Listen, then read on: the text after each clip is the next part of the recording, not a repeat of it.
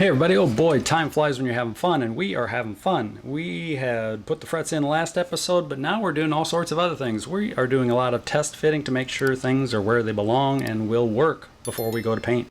Important. Tuners on temporary nut falling out of there at the moment. Test pilot pickup in there, doesn't belong in this guitar. A Bigsby, where did that come from? Oh boy, a lot of stuff going on. Oh, and sanding as we continue the next project.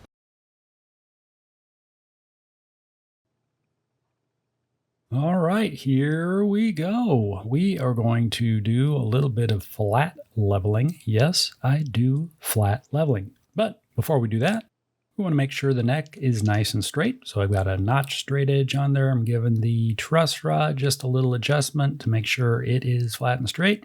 Burping the baby just a little bit to make sure that the truss rod is not hung up. Everything is loose and moving where it needs to be. Notch straight edge going back on, checking my work. Got the flashlight mode of my cell phone working strong there. I was shining right in my eyes as I look underneath the notch straight edge. Here we're using a Fret Guru XT, which is basically a fret rocker on steroids. It does many, many other things other than just rock frets. Checking for high spots or low spots or whatever there might be. A little 320 grit stick-it paper going on my precision level, which I actually use as a sanding beam. It is pretty straight. I think it's about 1/1000th of an inch over 18 inches, something like that. So it's plenty flat enough. Giving it a quick once over to look for high spots. Getting the binoculars. Actually, they're not binoculars. I know they're magnifiers, but I call them binoculars because I'm weird. Great big giant Sharpie. That's a monster Sharpie. Giving everything a quick black mark, just so it's easier for my old eyes to see what's being hit and what's not. Running over everything lightly with the sanding beam. You can see I'm not pushing hard. I'm not leaning on it. I'm just kind of pushing it back and forth, going easy. Taking down a few high spots. Oh, and again, here we go. Well, this is a good example of not sanding just straight from nut to butt. Kind of going a diagonal. That helps, in theory, keep the radius shape of the frets. So that's all good. Doing high-speed assembly of the guitar. We're going to test it out, make sure everything is where it needs to be, and things are working as we hope and expect. But as I'll find out, there are a few things that, there's one. The strap button from the factory was off-center, far enough that the Bigsby did not want to line up with it. So, good time to fix that. Poked a new hole, plugged the old hole. You get the picture. Doing some testing, checking the action. I was able to get it super duper low, actually too stupid low. So I did raise it up a little bit. Ended up with it just under 1 millimeter on the low E and about 3/4 of a millimeter on the high E.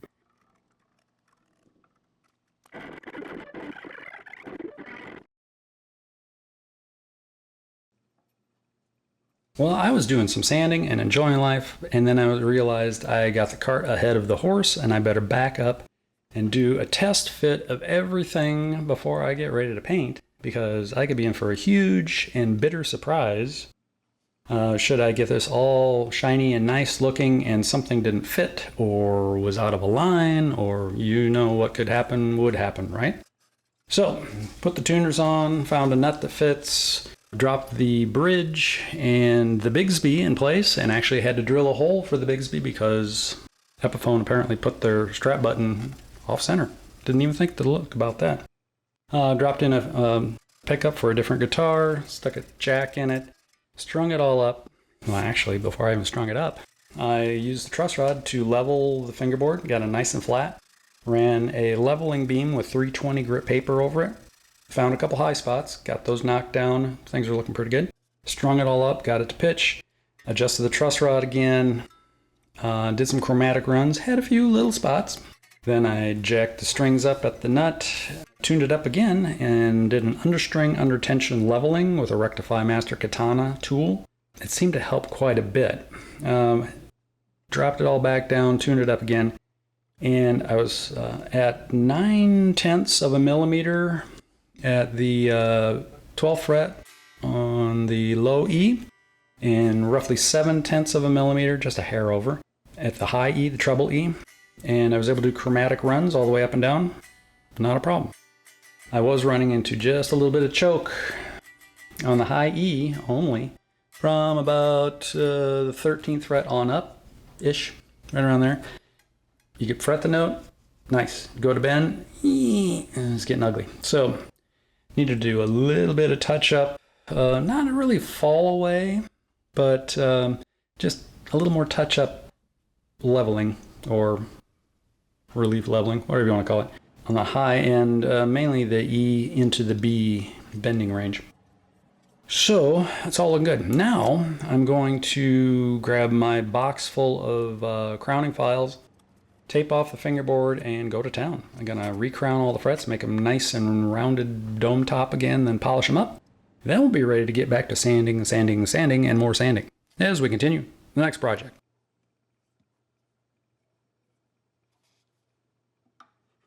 How many of you are old enough or know of Felix the Cat, who would reach into his bag of tricks and, well, anyway, I'm playing my Felix the Cat role right now. I reached into the drawer and pulled out all the fret crowning files that I have, pretty much. Well, maybe not all of them. Most of them. A lot of them.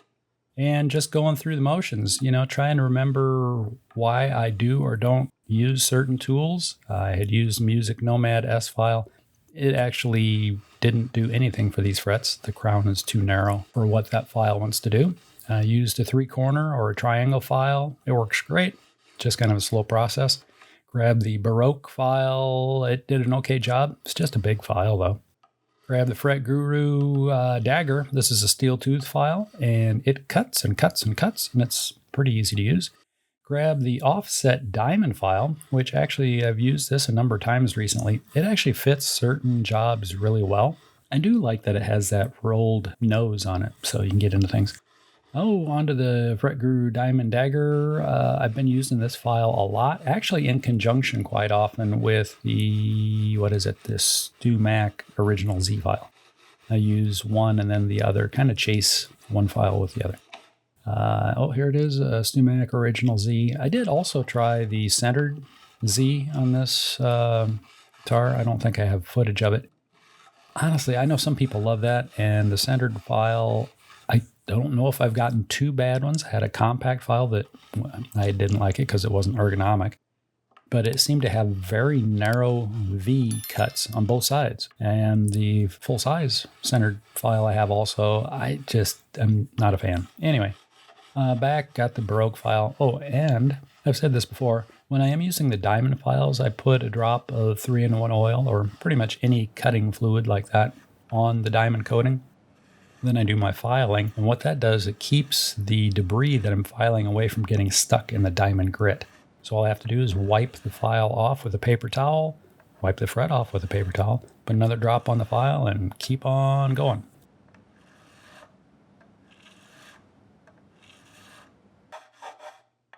Here I'm going over all the fret ends with the offset file just a little bit, just to help round the top down just a smidge, and life is good.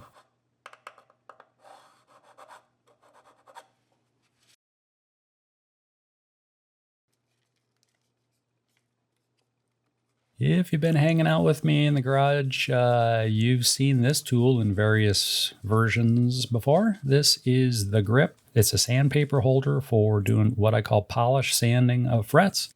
So we do our leveling, then we do our recrowning, and then I follow the crowning and leveling up with this. And what it does is it takes any machining marks, file marks or sanding marks from the leveling beam out of the fret.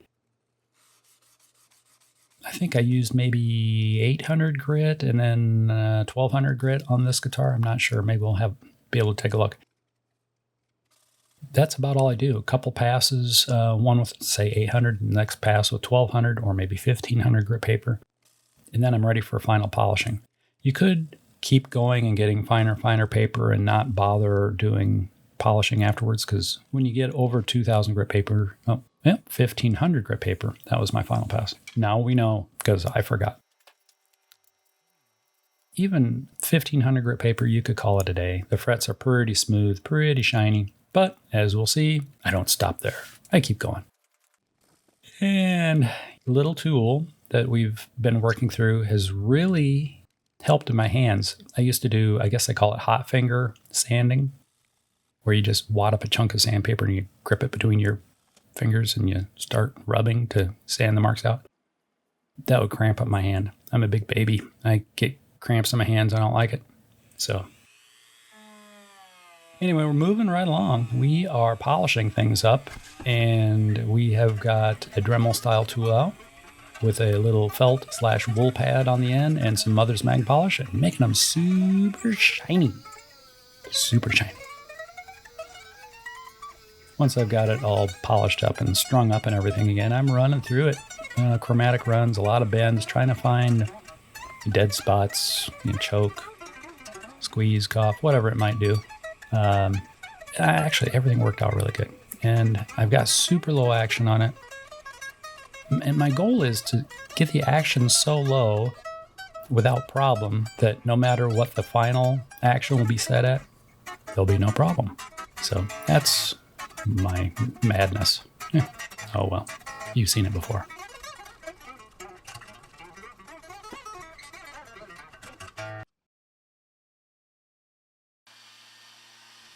Time for a little more sanding. We've got our transitions sanded where we sprayed the high build easy sand sealer, and the neck is already pre-sanded. We need to sand the sides and the back yet, get that all ready for refinishing. So probably 400 grit sanding all around the edges. I did just plug the original tail. When I put the Bigsby on, its alignment was not where Epiphone's alignment for tail pin strap button hole was. So plugged the old one, used Tide Bond originally to glue the little bitty wooden dowel in. Petrified it with some super glue, some cyanoacrylate. Let that kick off. Then I used some UV Cure sealer over it to bring everything up to level. It's ready for sanding. Oh, we also cleaned up the cavity routing, which was rough, as we continue the next project.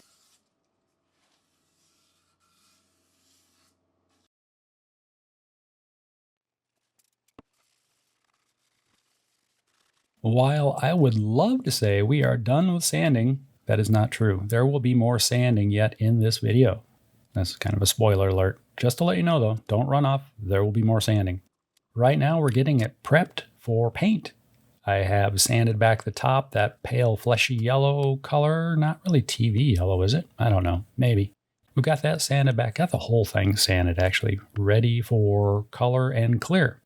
So we're plugging little holes. Any place I don't want paint or clear to be blowing through or going, try to trap or capture any dust that might be in any cavity that hasn't wanted to come out and wouldn't come out until I started spraying. We're going to seal it in there for now. We're going to put some tape over it. Using various types of tape. I really like that blue tape. Ooh, I need to order more of that, actually. Just doing everything we can to get ready for paint, which everything takes so much time. And here I'm trying to chase the original tape line from the Epiphone factory. And at a glance, you go, wow, they did a nice job. When you get your headset binoculars on, you start looking at it, you're like, oh yeah, they might have been drinking a little bit.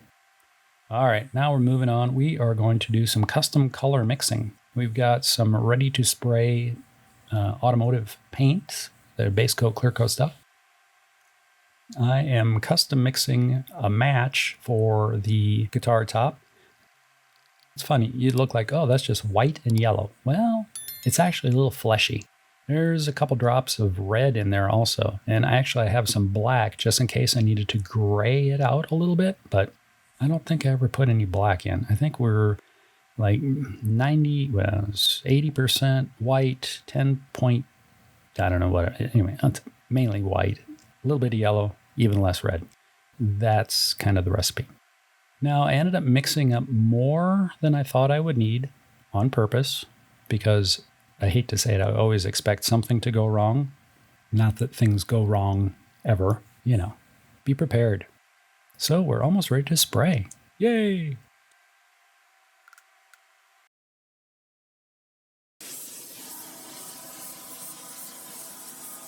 to the paint booth, and we are shooting on a coat of the fleshy yellow color, really pale yellow, not TV yellow. I don't know what it is. The light color yellow. Gave it plenty of time to dry. And what I had done is this is getting a black burst. And I wanted to make sure I try to hide the paint edge as best I could. So I over-taped or under-taped or step-taped, whatever you want to call it, where the yellow sprayed, peeled off one layer of tape, gave that a light sanding to help taper the light color edge. Now I'm starting to spray some of the black, touching up around the neck where the new neck ties into the body, and starting my burst. Now, I started out using my little LVL spray gun, and I was like, you know what? I'm going to get a little bit better edge if I grab the airbrush.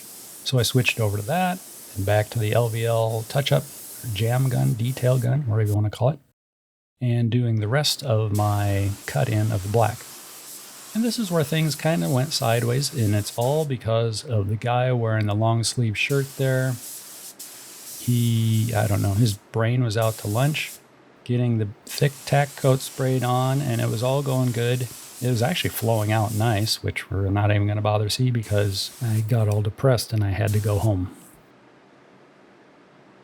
Pretty much done with our nice initial coat, and what did I just do? Instant replay. I had turned the nozzle, saw a dry spot, I shot across it, and then realized I had turned the nozzle the wrong way. So I sprayed a horizontal path where I should have been spraying a vertical fan. So I got a nice sag about 8 inches long right across there.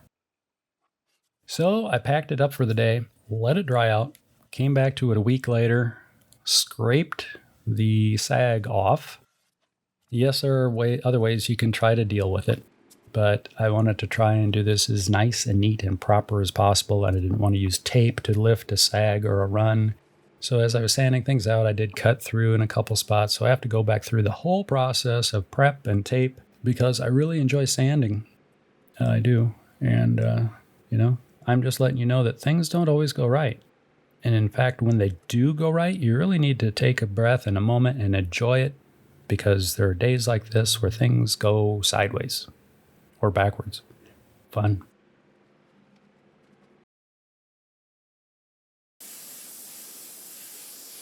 So I pretty much cut out all the crying and the cussing and all the extra sanding. I mean, we blew through that again. So I'm going back through. I saved some of my original fleshy yellow, TV yellow, whatever that color is, because sometimes things don't work out. So I really got lucky. And my brain was like, you know what? We're going to screw up today. Let's save stuff. So I saved it. Now I'm going back, retouched up the yellow, going back, tying in the black burst again. Oh boy, I should be getting good at this. Okay, finally, we have got it ready for clear again, right? Cross your fingers. Using a different brand of clear this time also, actually, because I had mixed up the last of the other batch of clear that I had, and then when I shot it on, I was like, well, we can't keep going because I've screwed up the paint. So anyway, I had some waste the first time around. Now we've got fresh clear mixed up. It's going on really nice, looking good. What do we go? Ended up giving that 3 coats of clear. I'm making sure I have the nozzle turned the correct direction. Here, I'm going across the guitar. I'm spraying a vertical fan. When I get to the neck, I turn the nozzle so it's spraying a horizontal fan, just because I'm running up and down the length of the neck. So anyway. So things are going good. Oh, look at that handle stuck to the neck. What's up with that? That is a gigantic 1-inch square neodymium rare earth magnet stuck to a paint stir stick. And I basically stick it right to the fingerboard. That magnet is so strong, it grabs the truss rod that is inside the neck. Now, you couldn't use it to pick up the guitar, but you can use that super strong magnet with a stir stick stuck to it to keep the guitar from swinging all around, and you don't have to try to put your fingers in the pickup cavities to turn the guitar. You don't have to touch fresh paint anywhere. And that's another reason I'm wearing a long sleeve shirt, because that hand is going to be in the way and get sprayed with clear, like right there and right there and a little bit there and maybe not so much there.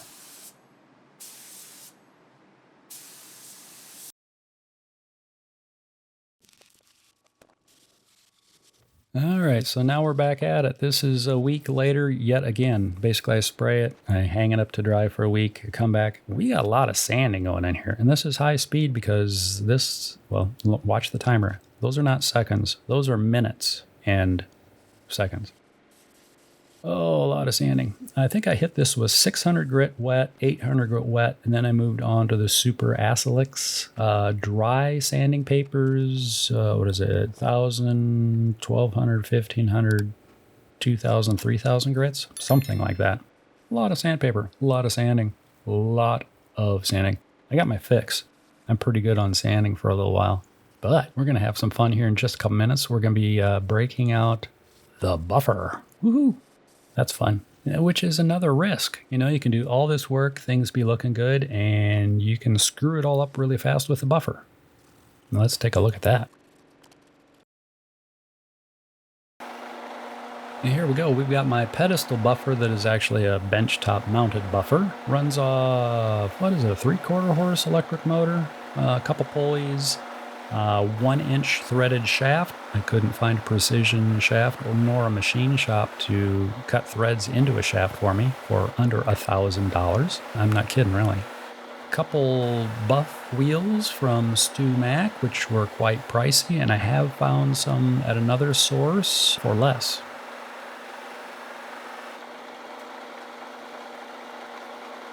Paint is on, clear is on, sanding has been done.